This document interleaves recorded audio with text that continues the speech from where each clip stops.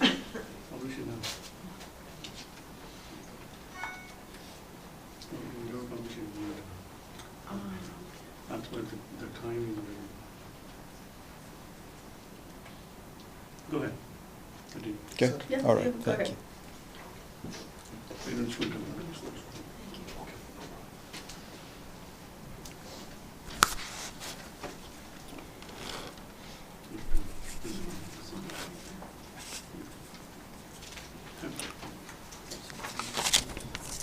So if you look at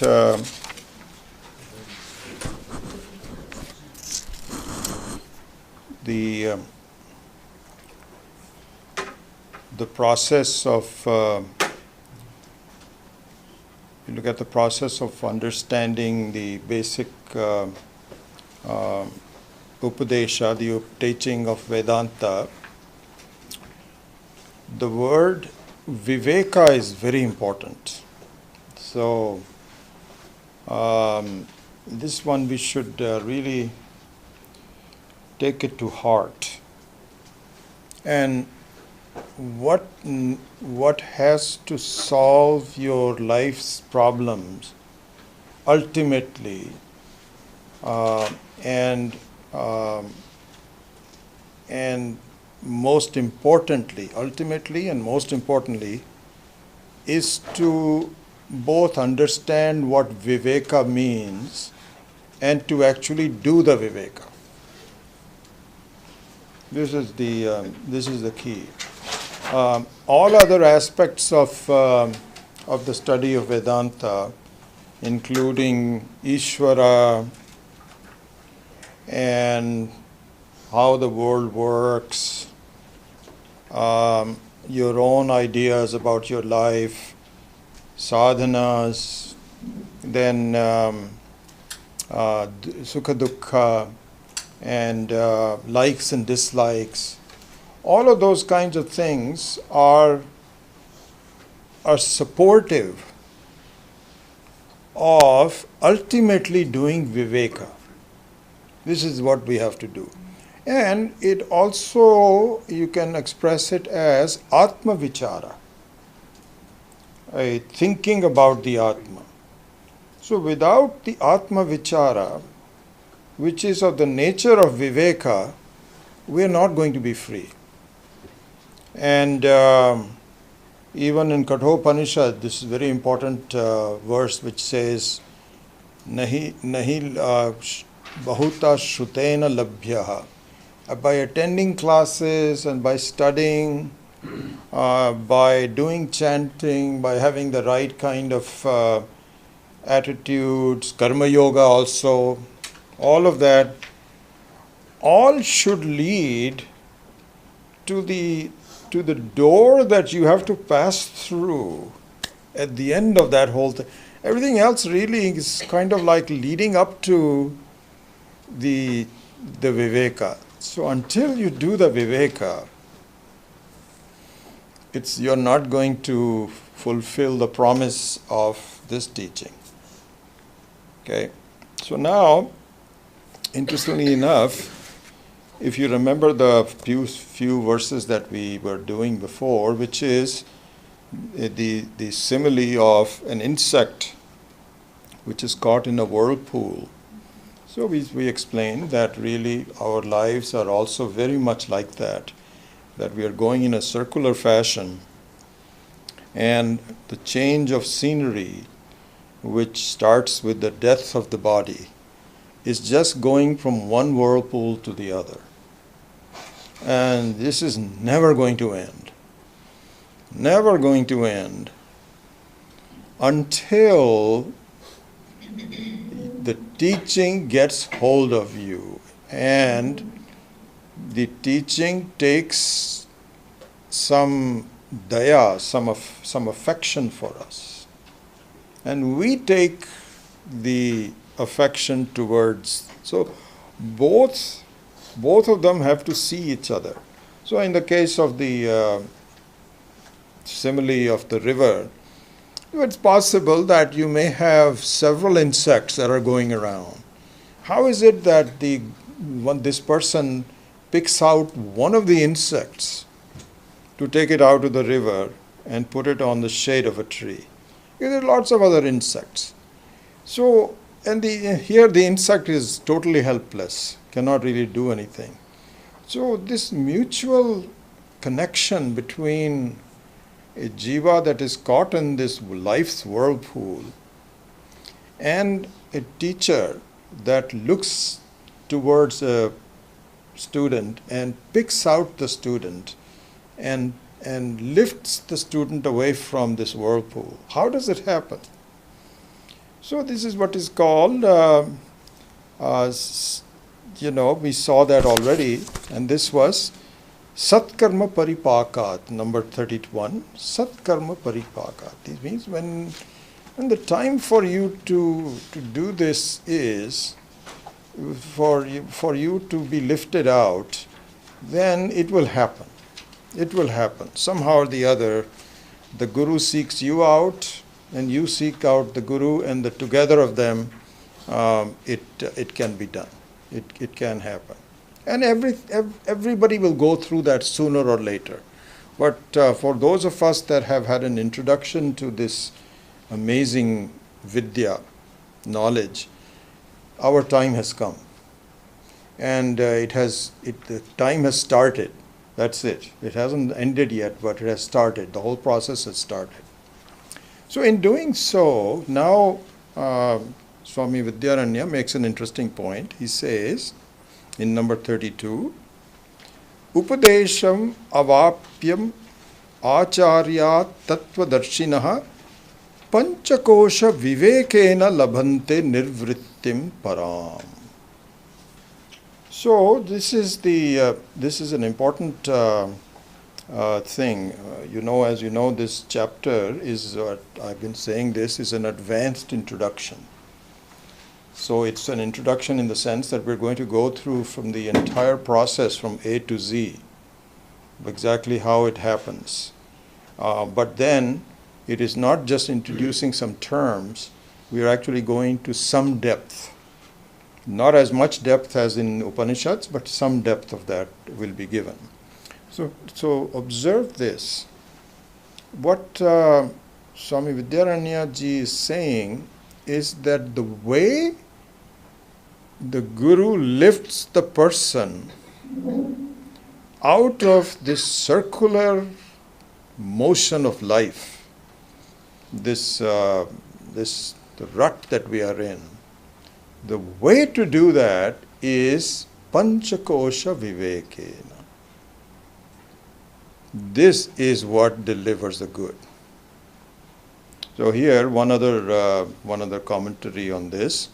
So if you look at the method of the basic and the important and the summarized method of teaching, which is very important for us to know, there are 2 or 3 of them. And 2 of the most important ones, this is what is called prakriya. The word prakriya is used. So prakriya means a method of unfolding. So the 2 important prakriyas are Panchakosha Viveka and Avasthatraya Viveka. Panchakosha Viveka and Avasthatraya Viveka. So the Panchakosha Viveka is given in great detail. These are the 2 important methods. It's kind of like, very interesting. I was just thinking about it when I was getting ready for this class. Like a person says, okay, this poor insect is going round and round. Let me take him out. So there are a couple of methods of taking him out. If he's very close to the surface, he can just take his hand out and put it there. But it's very possible that the insect may be poisonous or something like this. So generally speaking, they will pluck a leaf out of the tree and then take it out. In any case, there are a couple of methods of taking the insect out of the whirlpool onto the shade of the tree. Here, the 2 main methods of taking us out of the whirlpool are Panchakosha Viveka and Avasthatraya Viveka. And both are going to be discussed here. And both are going to be presented with some commentary, so we have a little depth about what does it mean, and we'll start that today itself.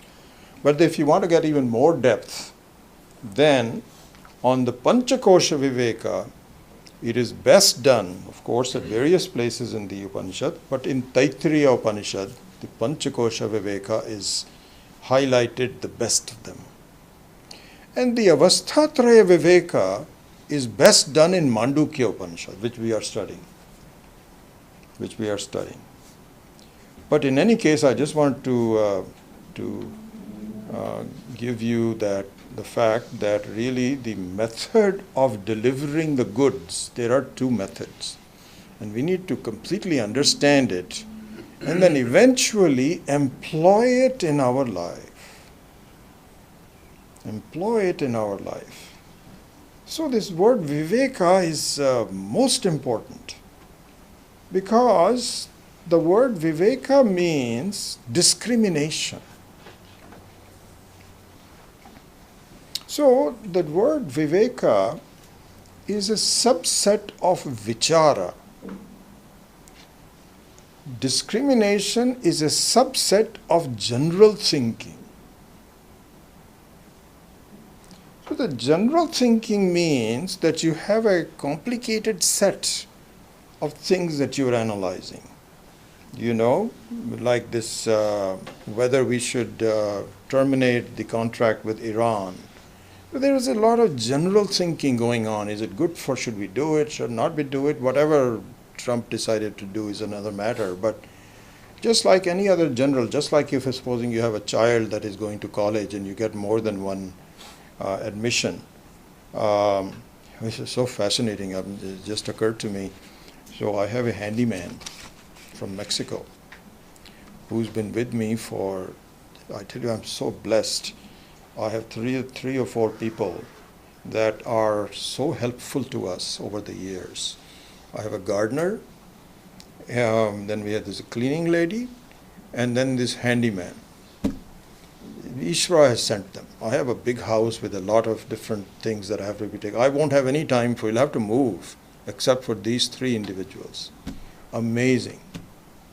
And so this Ezekiel, I found him, he was working for a contractor, and I have known this contractor for like 15, 16 years. The poor contractor had a very severe advanced stage of cancer, and he died. But then I took kindly to this gentleman, and he used to charge $20 an hour, then we kept raising him, and so on and so forth. Remarkable person. Do you know he and his wife have 5 sons?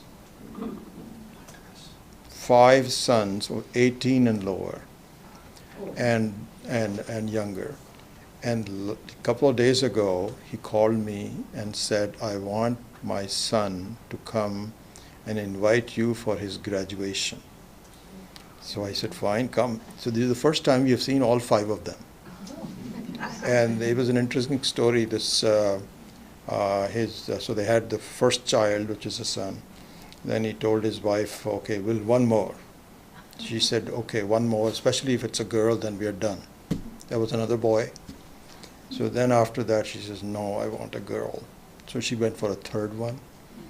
Then he said, this is enough. 3 is enough. I don't make that much money, and so on.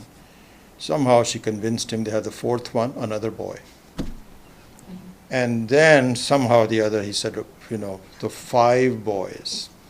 And the youngest one is 5 years old, so cute. I cannot believe what a wonderful visit we had. Anyway, the reason I'm saying this is that the oldest boy, they're very modest people. They don't make much money at all. She doesn't work at all, only he works. I don't know how you do that. So he goes to Palo Alto High. And he's a good student. I've known him for a number of years. He was telling me, phenomenal. So my wife was asking him, so he's accepted college, some college in Southern California. And so we asked, who else did you apply to? He said, I applied to 15 colleges and I got accepted in 11 of them. Imagine. So what a choice that he has. It's so wonderful to see. Anyway, so coming back to the topic at hand, we have a number of choices that we can do, but the two most important things. So the general vichara is just an approach to life. But what we need to do is to take a subset called viveka. And why we need to do that is, and this is the very reason why Atma Vichara is so difficult to do. You need a special tool to be able to do Viveka.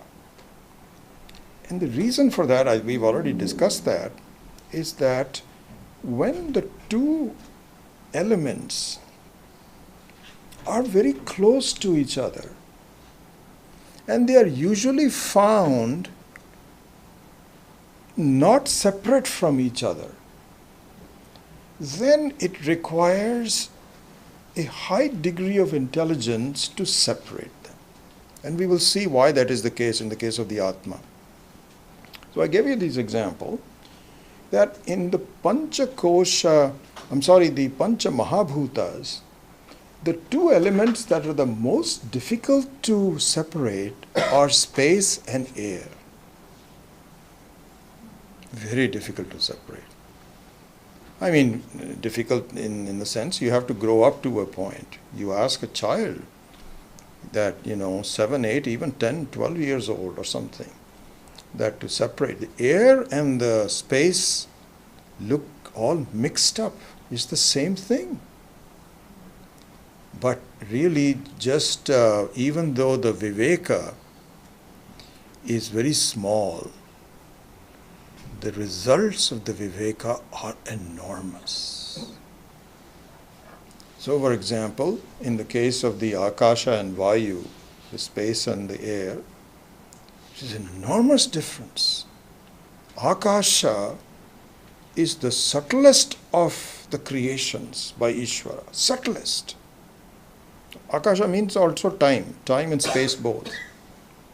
And they have such power, which I didn't even realize until I started to think about it and get more instructions from others and so on. Even when I was studying in the ashram with Swami Dayanandji, it wasn't very clear to me. Akasha looks kind of like, it's just sitting there doing nothing. No. Akasha is very subtle and very powerful. In fact, it has the ability to have all the strong and weak forces inside of it. And it wasn't really until I started to study Einstein that I began to become aware of what is the case. And it is limitless. And the variations of power in the space, we don't know where it is. Gravitational forces, strong forces, weak forces, the ability to transmit electromagnetic waves, the ability to transmit sound. It's all in the akasha. It's not in the air. It's all in the akasha. Very powerful. And then you have air, which has more presence. You can touch it, you can feel it, and it also gets polluted. And it also imparts color to the akasha, but it's very limited. So, this discrimination between akasha and vayu results in an enormously different paths. So also, the ultimate viveka that we need to do, we need to be ready for and to be deserving of, that's the word I was looking for, is the discrimination between myself as a Paramatma Sakshi, akin to the space, and myself as a Jivatma akin to the air. And the two of them are all mixed up together. The Sakshi, which is formless, like the Akasha, and the Jivatma. You can even say Paramatma versus Jivatma. Those are just words, but the main thing is the understanding. And so the Paramatma is all-pervasive, formless, and most importantly is Paramarthika Satta, Satsvarupaha. In the third verse of the Dakshinamurti Stotram, Yasya Sphuranam Sadatmakam. It is the very nature of Sat. Never absent. Never absent. And under no conditions is it absent. This is what we have to understand and grapple with. And on one hand, and then you have the Jivatma that looks like Paramatma. You see, the air looks like space because it is colorless. At least in its, right now it looks, there is air, but there's no color to it. There's no pollution right now. So it looks very much like Akasha. And yet, it is very different. And if we do the Viveka so, if we do the Viveka between Paramatma and Jivatma, even a little bit, the results are enormous, amazing. But we must do this. We must do the Viveka. These are not just words sitting in a book. We have to. See, this is the thing. If we are not ready, then I don't see it. My mind just glosses over it. My mind glosses over it. And the result of glossing over it and my not catching it means that I'm not free. I recall this, I still remember we were all very, at the end of our PRC course. I think I've said this before also, just to, it may be repetitive. But at the end of the course, I think both collectively and personally, I remember talking to Swami Dayanandji many times because I had occasion to drive him here and there and all kinds of things. So I'd spent a lot of time with him. So I would ask him, Swamiji, what more do I need to do? Because I don't feel I'm done yet, and yet you've taught me some wonderful things, but I'm not sure what else I'm supposed to do. And his answer to all of them, it was, remove your doubts.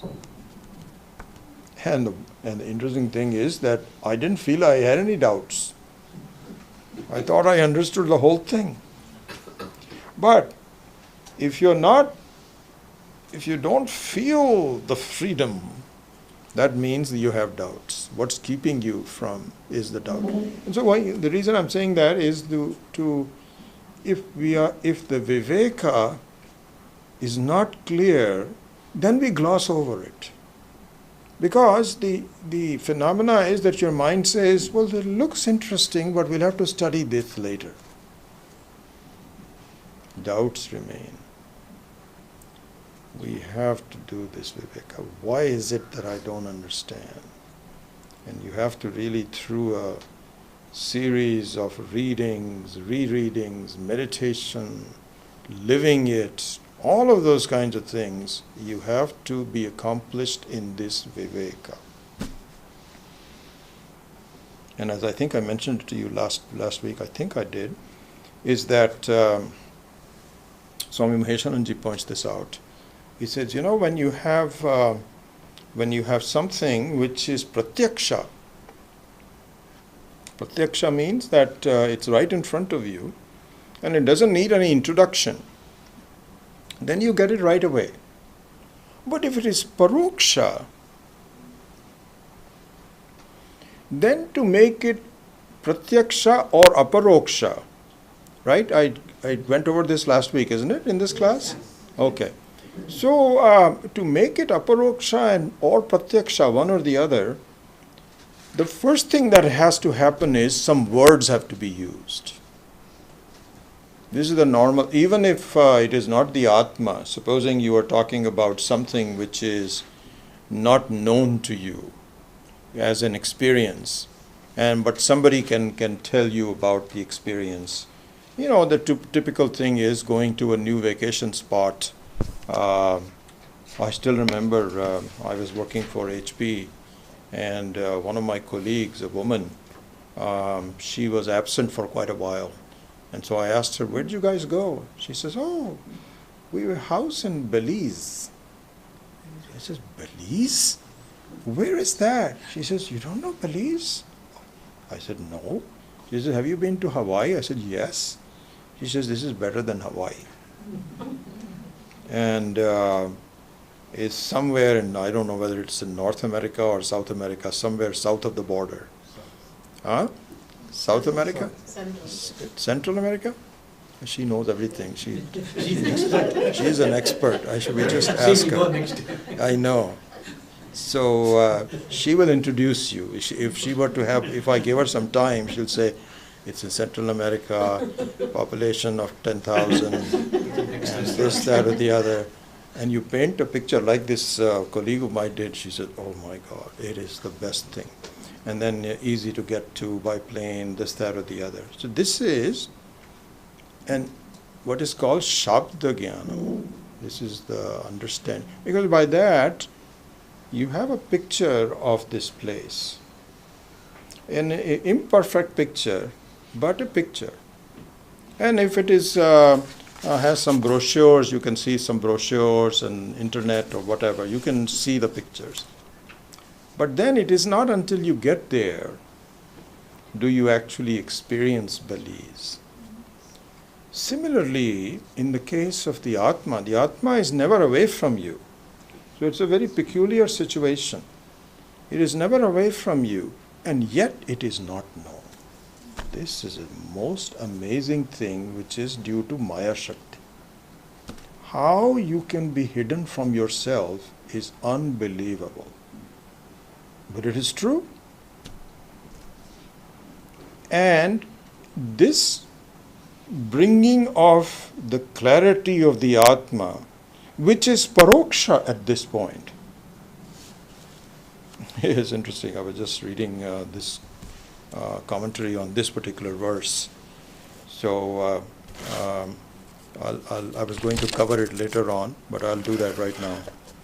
So Swamiji says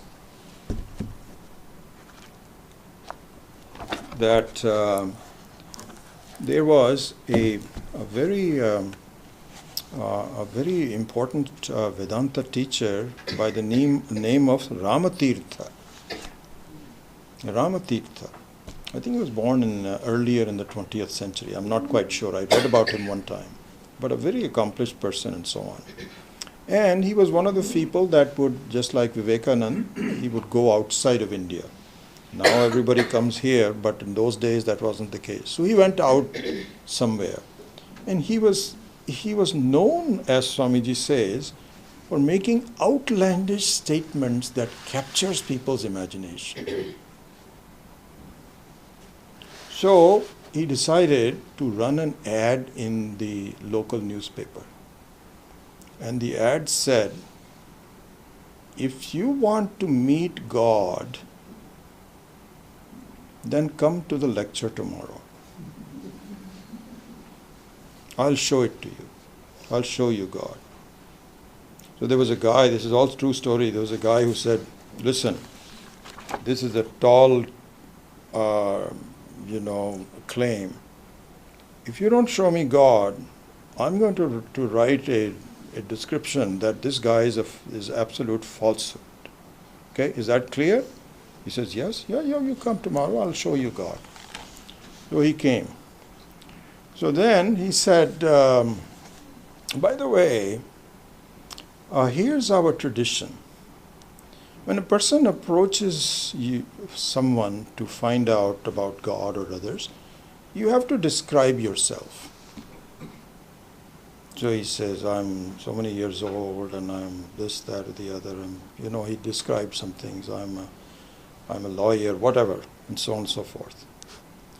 Then he says, okay, that's tradition number one.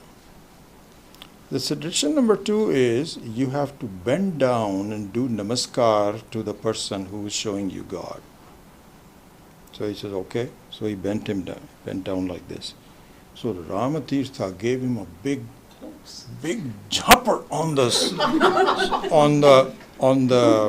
back, and he fell down. With some force. So the person says, what the heck is going on? What are you doing? And so Ramatirtha said, listen,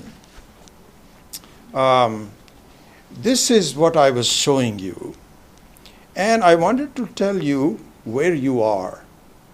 And so where did I hit you? He says, you hit me on the back and I'm still reeling from the pain and so on. But my pain and suffering is inside me. So he says, where? He says, I don't know. It's in my mind somewhere. So he says, how do you know? He says, well, I know it. He says, where is that person who knows it? He says, I've heard of this thing called Atma, but I don't know where it is. He says, when you find out where you are, who you are, you will find God inside of you. So he told him that you have to understand yourself. Who is this Atma? So he says, I can understand where the pain hit me, the body. And I understand that the anguish you have caused me, I understand that it's right here somewhere. But I don't know where I am. He says, that's exactly the point. You don't know where you are. And so he says, when you learn, and you have to study with me, then I'll show you God. So that's how he proceeded to do so. So anyway, those are the methods for the Viveka. The second Viveka, which is very similar to this, is Avasthatraya Viveka. This we will do in verse number, I think, 40 or something like this, and I won't get into it. So that we will do later. But anyway, to close off that topic, just to summarize it, please take it from me, from my experience and so on. All said and done, what delivers the good is Viveka. Between the Sakshi and the reflection of the Sakshi, which is you, the person. This is what we have to do. And so this is the culmination of the whole study. So now we can say that, as Swami Vidyaranya very correctly pointed out, he says this in number 32, Upadesham avapyam acharyas tattvadarshinaha panchakosha vivekena labante nirvritim param. By doing panchakosha viveka. So this is most important in the entire annals of Vedanta.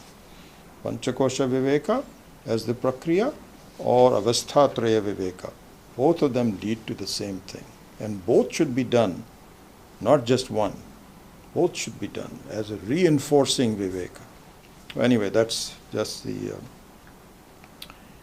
ad for the word viveka. Discrimination. Why? Because just a small error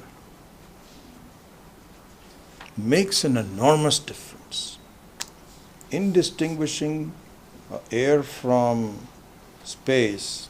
Has enormous implications. Similarly, the Paramatma and Jivatma look alike.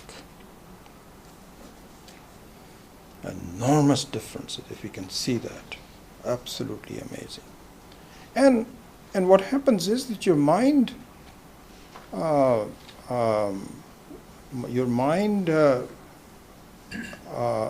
rebuts it.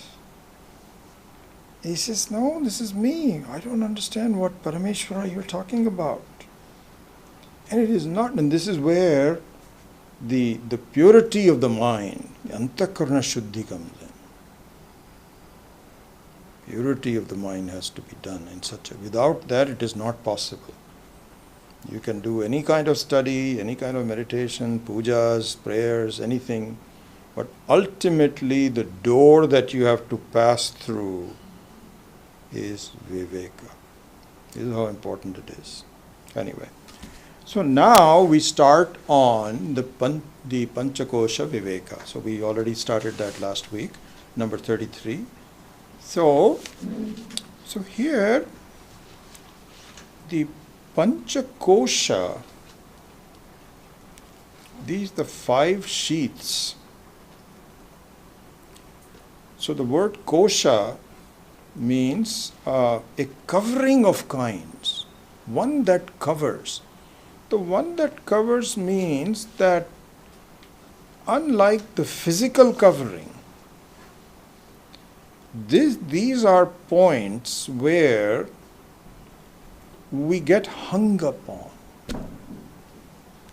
We get hung upon. In other words, we cannot cross it because we are hung upon it.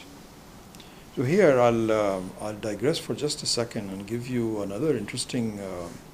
This actually comes in the 6th chapter of the Panchadasi, different book, second book, and in the Tripti Deepa Prakaranam, which I'm studying, and 200, almost like 300 verses.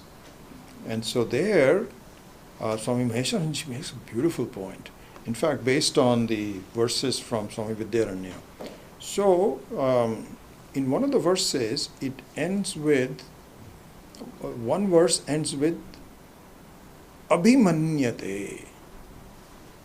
The Sanskrit is Abhimanyate, is what Swami Vidyaranya's verse is. The next verse is Buddhyate, which was there also. Here, Buddhyate means when he is awakened. Okay? This is a very interesting thing. Swami Maheswaranji pointed this out. Phenomenal thing. He said, here's the thing what happens. Abhimanyate means Abhimanam kurute. You identify with something. Totally identify. Totally identify.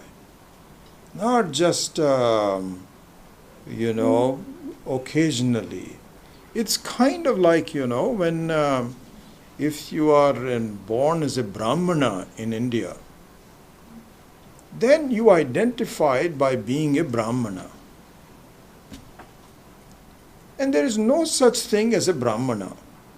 It is just that you were born in a family that called itself Brahmana, which is born out of a family where it called itself. So it goes back all the way. And this is imposed on you. Your mother and father says, hey, do you know you are a Brahmana?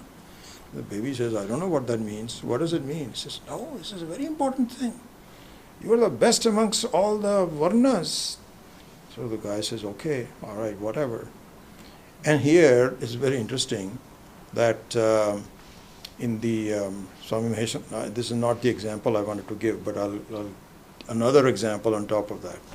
He says, how you identify with being a Brahmana has changed over the years. Because there used to be a time, and probably still is, that if a non-Brahmana touches him, he has to take a bath. He has to take a bath. It's very much like, supposing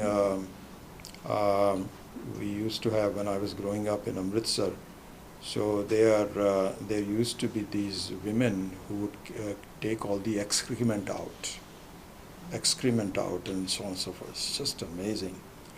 And if she was not supposed to touch anything in the kitchen, and for a good measure, because, she's touching dirt and so on. So my grandmother would be very careful that who enters my kitchen is very important. And you cannot be wearing shoes when you enter the kitchen, because all is on the floor. And if this woman came in, oh my gosh, you have to throw away all the food. So the old days, the Brahmanas used to feel that if a non-Brahmana touches me, I have to take a shower. Those days are gone, pretty much. Nowadays, they are told, greater than a Brahmana is you are a human being. There is nothing like the family of human beings. So find somebody and embrace him. Forget about touching him or anything like that. So what it means is that the abhimana has changed. Nothing else has changed, but abhimana has changed. Now I go back to the original example. So Swamiji says, so listen to this carefully, it's very interesting. Swamiji says that occasionally I would give, this is an example of avasthatraya, the three states of experience. So Jagrata avastha, Swapna avastha, and Sushupti avastha. So he says, occasionally I will give a discourse, and somebody will come up to me and he says, Swamiji, why do you talk about sleep and so on and so forth? I don't understand it. So Swamiji says, why? Because you have to understand to discriminate between the various things. He says, no, but I don't understand this at all.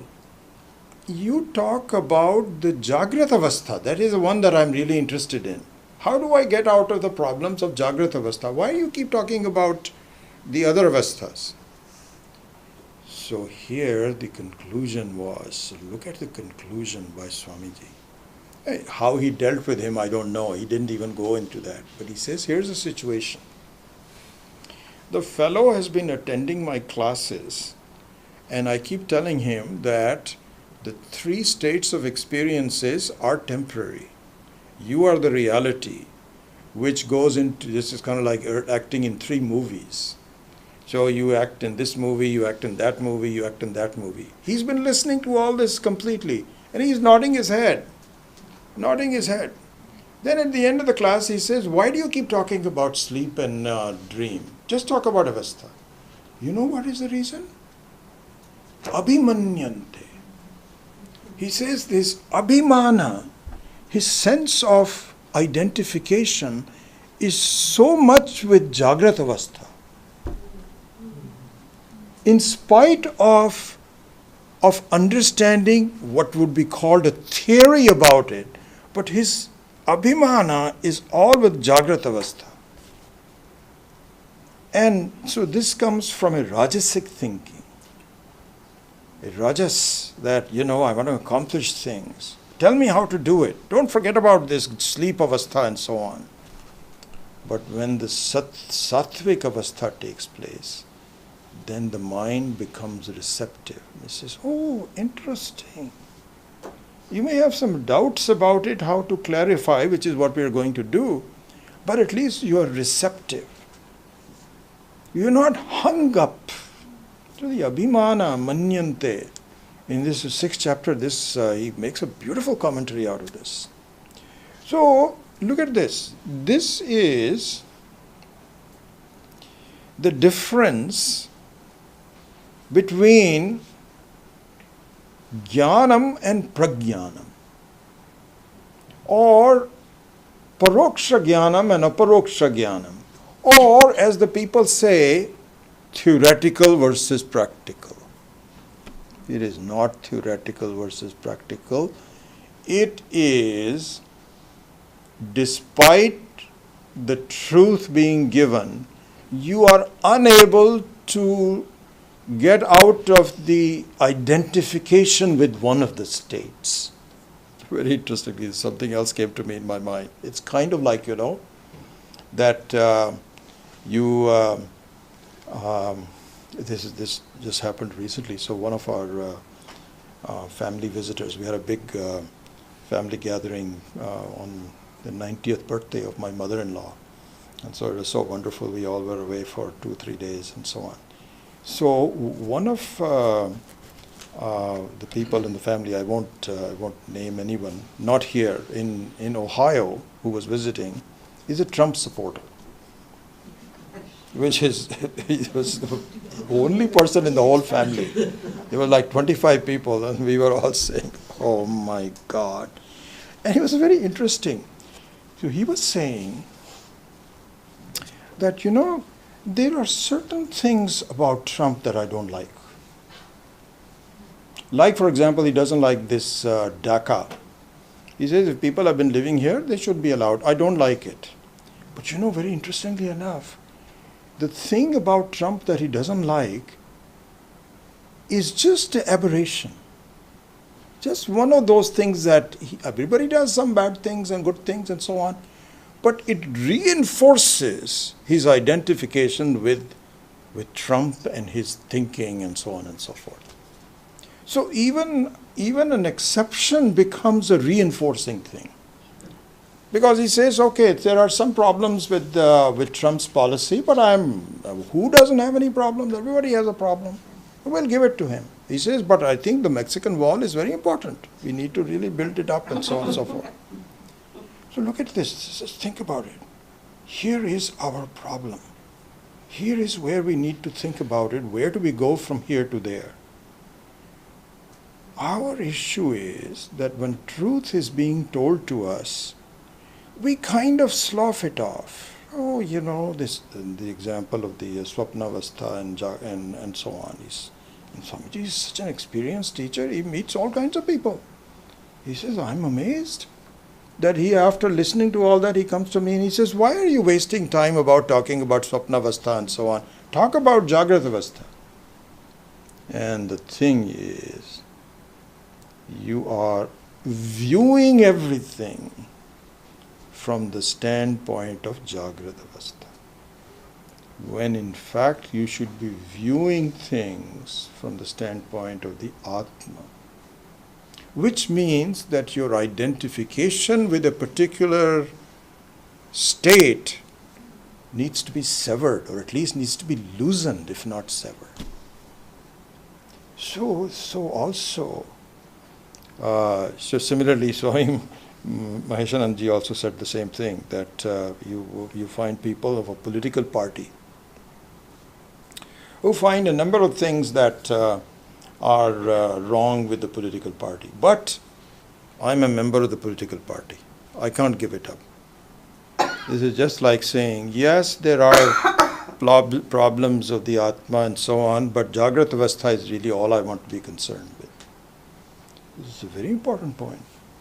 So the abhimana, the identification, and my inability to part with it. He says, don't question that. That one I know what to do. But tell me how to get rid of the problems in it. That's all. And so this is tantamount to not really, you have to give up all identifications. When every identification is given up. So here the identification is annam, pranaha, manaha, buddhihi, anandaschaiti, panchate. So here, really speaking, annams. And so my body and identification with it.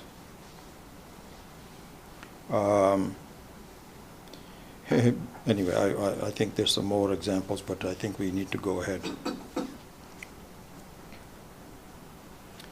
Then another interesting word, this is something that we need to just dwell in on. So, annam, pranaha, manaha.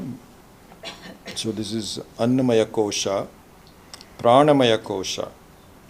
So pranamaya kosha, just very briefly, we'll come back to it in some more detail. Pranamaya kosha means that I am alive. And again, the same thing. There is a need to do viveka between I am alive and I am. There are two different things. But what happens is, due to the aviveka, that I am alive and that I am are mixed up together. I don't see myself as not being alive. I don't even like to think about it. That means I'm dead. And so really my estimation of who I am is I am alive. Aviveka. Atma has nothing to do with whether you are alive or not. It is. So pranaha is another kosha. You're hung up on being alive. Then manaha, buddhi. Buddhi is the ultimate kosha. Buddhi means ahankara. This is me. This is the most difficult to resolve, most difficult to let go of. We'll go into this in more detail. I'm just giving you the list here, buddhi. And then anandascha. So anandascha here means the expressions of happiness. Different ways of, so moda and pramoda. We all studied this in the Taittiriya Upanishad. So different kinds of experiences. And so when I'm happy, see, that's another thing. When I'm happy, I like it, and I don't go any more than that. That's it. Don't talk to me anything more. I'm happy.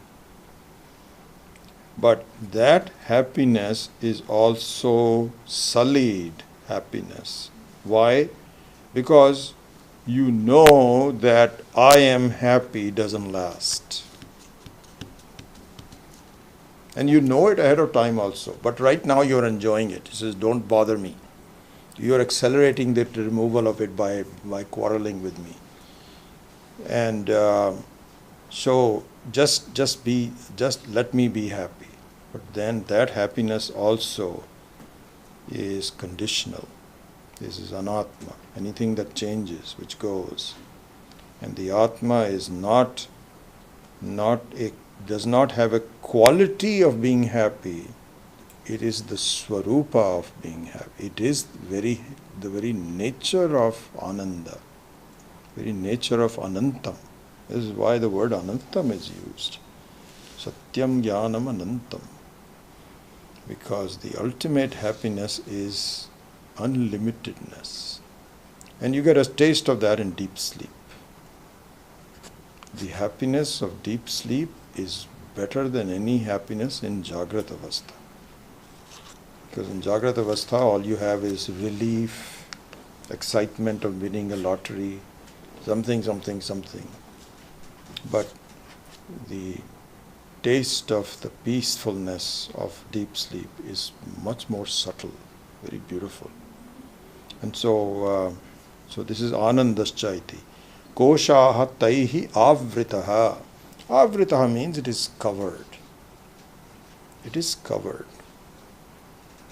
Then an interesting word is used, and I can't let go of it without explaining it, because this is the distinction between Tattvabodha and Panchadasi.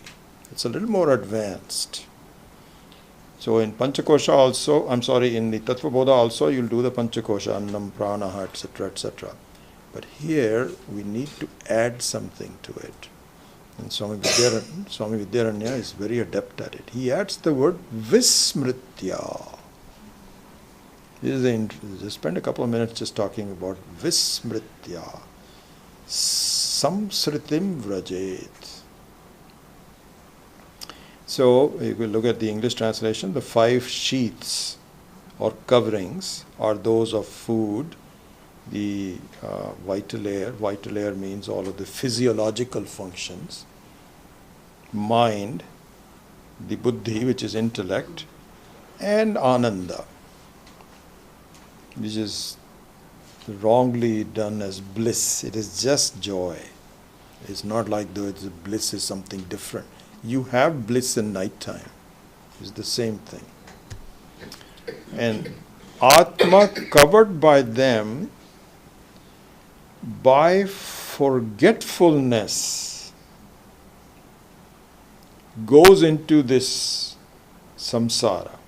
By forgetting that. So this is an important word. Vidyaranya has used this, and Swami Maheshananji comments on it rather extensively. And so, really speaking, we should we should catch this word. What do you mean by forgetting it? Vismritihi. What do you mean by that? Why should I ask that question? Because forgetfulness means I knew it at one time, and now it is gone away from me. I don't know, just like, I knew, it happens to me all the time. If I don't see you for a long time, I forget your name. I really do. It's a bothersome thing. And so I knew your name at one time, but now I forget it. This is what is called Vismritihi. But in the case of the Atma knowledge, how can that be the case? Well, it's a very valid doubt. Why? Because if I knew the Atma, then I'm free. Right? This is what the promise is, that once you know the Atma, then all your problems will disappear. Which is true. And so the word Vismritihi means forgetfulness. And if I knew the Atma, then how can I forget it? Because I'm already free, I'm done. And that's even worse. Now you're telling me that by knowing the Atma, that also is a temporary phenomena. That means it can go back to being a samsari again. Is that what you're telling me? So this is the shanka. This is the doubt. Beautiful doubt. And here Swami Maheshananji points out that in Gita also, Arjuna is told, Arjuna says this, Nashto mohaha smriti labdha. This is one of the things. Then and also in another Upanishad, Sanat Kumara Vidya, says smriti lambhe. So smriti lambha means recollection. Certainly you remember. How can it be the case? Beautiful explanation. Very important explanation. So for this, Swami Maheshananji says, please go to an earlier verse where it was discussed that if you remember, that the father and mother go to a concert where their kids are singing along with 20 other people. And the situation there is, it's not as though you did not listen to your child, because the child was not like mumbling, not saying anything. But he was also doing ucharana at the same level as everybody else. But you could not take out the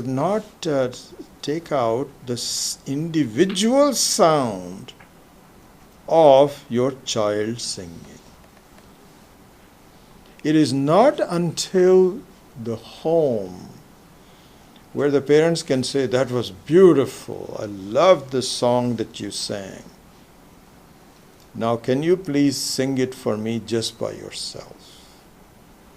In this case, the sound of the child's voice can be singular, and you can listen, you can hear it. Why is this example important? Because what it means is that the Atma is never unknown.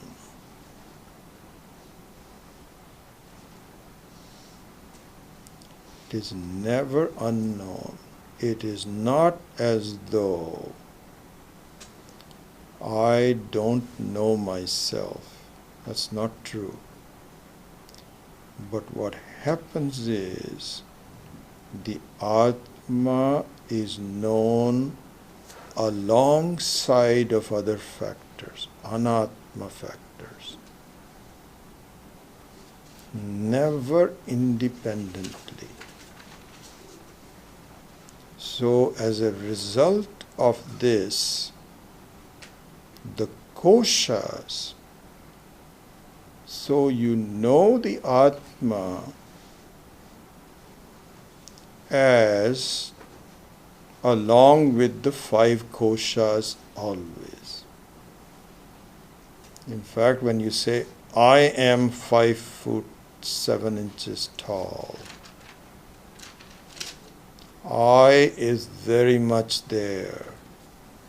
Because, this is interesting. The word sharira, Annamaya kosha, is only referred to the body of a live person. The word for the body of a dead person is corpse. So when you say body, and so in English it is interchangeable. So you say, and this is done okay. Well, you say this such and such person died, and we kept the body for a couple of days. That means that the Atma had left and only the body was left. But when the person is alive, here the word sharira, it only refers to a live person. Otherwise, you will say murda or some other Sanskrit word which I don't recall at the moment. Shava. Because you won't say sharira. Sharira refers to, if you do the Vyutpatti, the etymological meaning, one which is decaying right in front of you. While it is alive, it is decaying, changing. Technically, even a shava is also decaying, but without the presence of the Atma. Anyway, so going back to the topic of vrismritihi. So please remember this, why this word is there and what does it indicate? What it indicates is that it is never away from you, but unrecognized because it is always mixed up with the koshas. This is the thing that is important. It's not as though the Atma was not there and all of a sudden it comes. It's always been there. In fact, you have always been free. You've always been timeless. But the way you look at it is due to aviveka, through the koshas. Beautiful. This is the advanced part of the introduction. So this word is very important in that sense. Vismritihi. Give some more examples through this Dakshinamurti Stotram. Rahu grasta divankarendu sadisha maya samachchadanat. And so here he says Rahu, which is the graha, which covers the sun. It is not something independent. It is in fact the sun alone is. And so for example, all that happens is that the sun is there during the whole day, but not clearly visible. So the clarity of the sun is like seeing the Atma by itself without the koshas. When will we see the Atma without the kosha? This will come later on. But anyway, that's the idea. So let's continue. We still have some more time. So let's continue on with number 34, which I think we have already pronounced. So number 34. Syat panchakrita bhute bhutothaha dehaha sthulo anna samyakaha lingetu rajasai pranaihi pranaha karmendriyai saha. So he says that simply now explains the constituents of the koshas. constituents of the koshas. Remarkable, remarkable creation by Ishvara. So the interesting thing is that the 5 basic elements always remain the same, but the way they express themselves create the differences between Sthula Sharira and Sukshma Sharira. That's it. It's not as though the Sukshma Sharira, the subtle body, is made out of some unique elements that are not there. It's the same elements, but they have 3 kinds of expressions. So one is Sthula Panchikrita Bhutebhyaha, one is Rajasaihi, and one is Pranaha and Karmendriyasaha. Anyway, we'll go into that. So then, Panchikrita Bhutothaha. So the gross body, which is born out of the 5 gross elements, which have been gone through Panchikrita, which we have done before, if you recall. Panchikarana means that the grossification of that. Remember that? So we keep 4, half of the same, and the other 4 are recombined with the others. That is the Panchikaranam. So the Panchikrita Bhutebhyaha creates the Sthula Deha. And it is called Anna Samyakaha. So it is a direct result of eating food. It's all I call the food sheath also, Annamaya Kosha. Then Lingam is the Pranaha. Pranaha is combined with the Karmendriyas. So the 5 Karmendriyas along with the 5 Pranas are called Linga Sharira. And it is the result of the Rajasa Amsha of the Pancha Mahabhuta. Remember, so there is Sattvika Amsha, Rajasa Amsha, and Tamasika Amsha. So the Tamasika Amsha is the Annamaya Kosha. Then the Rajasa Amsha is the prana plus the 5 organs of action. Because the prana gives you the ability to act, to do something, to go, to grasp, being alive in doing so. So that is the Karmendriyasa. Then number 35, which is new, did we read that? Yeah. Satvikaihi dhihi indriyaihi sa akam, sakam is a single word, sakam vimarshatma manomayaha taihi eva sakam vijnanamayaha dhihi nischayatmika. So now the mind along with the sense organs, which are the effects of the Sattvika Amshaha, is called Manomaya Kosha. And so the Manomaya Kosha is, it's exactly the same when you say, I am thinking. This is my view. I believe. You don't say, I know. I believe. I am thinking. This is called Manomaya Kosha. That also is due to the aviveka of the Atma and the Kosha. And then a small difference in the case of Vijnanamaya Koshaha, Dhihi Nischayatmika. So Nischayatmika means a definite knowledge. Definite knowledge. And this is where when you know something, when you say, do you know English? I know it. It is not I think I do, I know it. This is called Nischayatmika.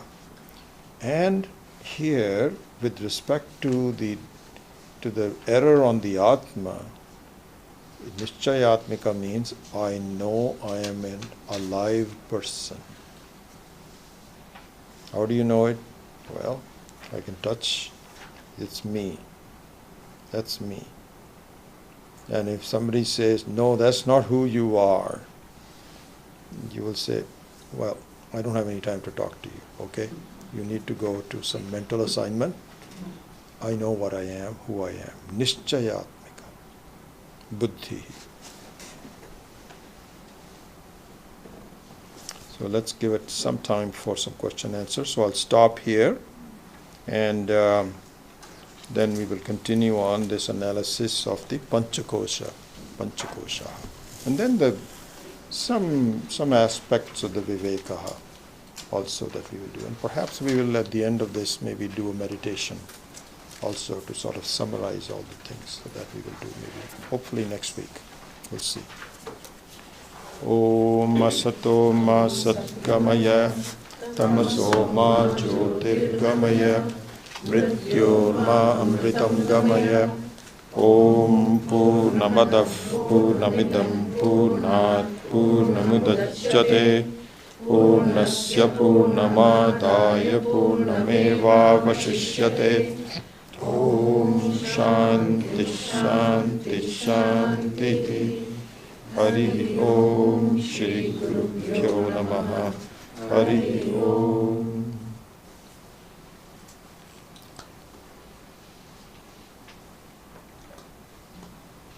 Any questions?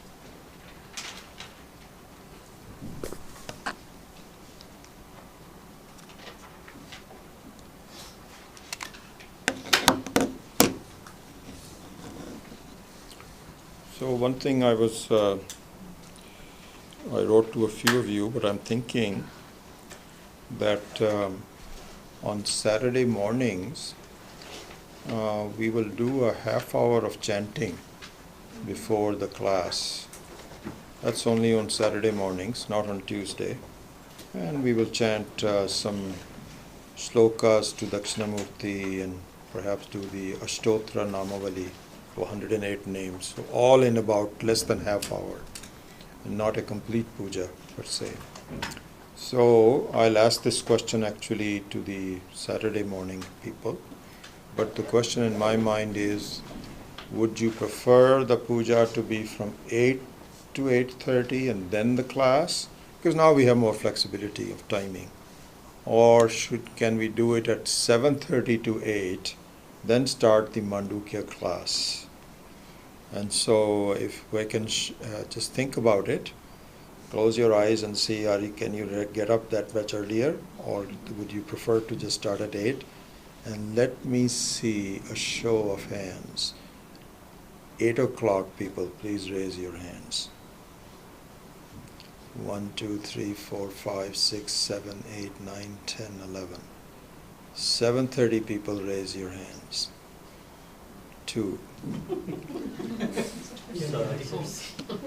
7:30 means. Okay, you guys come here at 7:30. So we'll start, I think, most probably. I'll ask this again. This next week we'll continue without the puja. But the following week we will have a puja starting at 8 o'clock. Could we do like chanting and meditation, like maybe 1 week do chanting, 1 week do meditation? Yeah, it's a good idea. Maybe. Yeah. Okay. That makes sense. Okay, all right. Come and later. Change your mind. That's fine. It's okay. That much more to sleep. It won't matter. It does. You can combine it out of half You an were, hour. you were coming at 7:30, weren't you? Make it 7:45 average. No bargaining, come on. Yeah, we'll start at 8. Yeah, I it's think fine. that's Yeah, fine, it's 8 fine. o'clock is Yeah. fine too. especially in the winter time. That's true. So, but that's an interesting idea. Let me think about that. Yeah. So, and I'm thinking, remember I also wrote to you, maybe not to the Tuesday night